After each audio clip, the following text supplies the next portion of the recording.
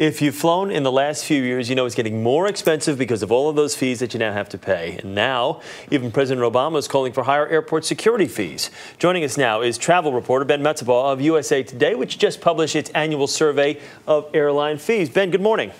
Good morning. All right, so let's talk about some of these fees. We are now in the era of the $400+ airline fee for overweight baggage. And if you're traveling internationally and you've got a bag between 70 and 100 pounds, it's almost $500. How are the airlines justifying this? Well, you know, you're right. And, you know, this is a good news, but bad news, a little bit of good news thing. Yeah, the fees are $400 to $450. The airlines say that for these long overseas flights, that they really need this fee to recoup the fuel charges for carrying such heavy luggage.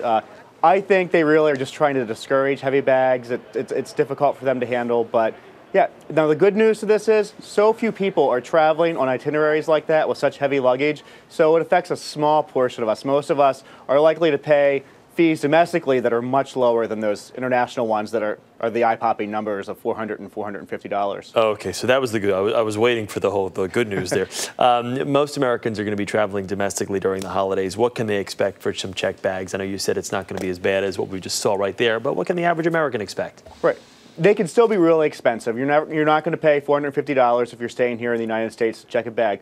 But if you're flying on an airline, you know it's going to be $20 to $25 for the first checked bag. It's going to be $20 to maybe $35 for the second checked bag. So if you're traveling with 2 checked bags and a round trip ticket, that's possibly an extra $120 per trip just on bag fees. So it's less expensive than that $400 number, but it can add up, especially for a family traveling for the holidays. Definitely. We've got a list of some of the other fees that can catch you because we constantly hear the stories. You got to pay extra for this, you got to pay extra for that. So let's go over some of the other things. Tell me some of the other things that you can be charged for. Well, essentially, it could be just about anything these days. But, there are a couple ones that you might want to watch out for. The airlines bristle, and we call them hidden. They say they advertise them. But, they still may catch some of us who especially don't travel as much off guard. Some of those might be like Spirit Airlines, for example. Do you know you have to pay to carry a bag on for Spirit Airlines? If it doesn't fit under the seat in front of you, they'll charge you $30 to $40 to put it in the overhead storage bin. So that might be one to catch you off guard. Seat assignments, believe it or not, in some airlines can cost, $7 just to choose your seat or $15 or $20 to book an exit row. So those are some things to watch out for. The one that's my least favorite, Allegiant Airlines. It's a small carrier. They fly to a lot of cities, but they're not super big.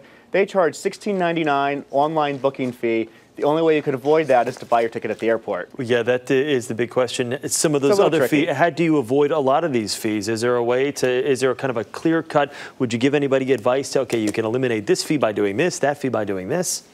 Well, the easiest way to avoid fees, Southwest Airlines has had a whole big campaign on their no-fee strategy. They allow 2 bags for free. They don't charge a change fee if you need to change your ticket. So if Southwest Airlines flies the route that you want to go and you're concerned about fees, that's a great way to avoid a lot of fees. JetBlue doesn't charge for a first checked bag, so that's another possibility if you live in a part of the country where JetBlue flies. Another thing to consider, if you do fly enough, maybe 25,000 miles in a year. I know it's a lot for some people. You can concentrate all of your flying on a single airline that gives you elite status and they'll waive the fees for you.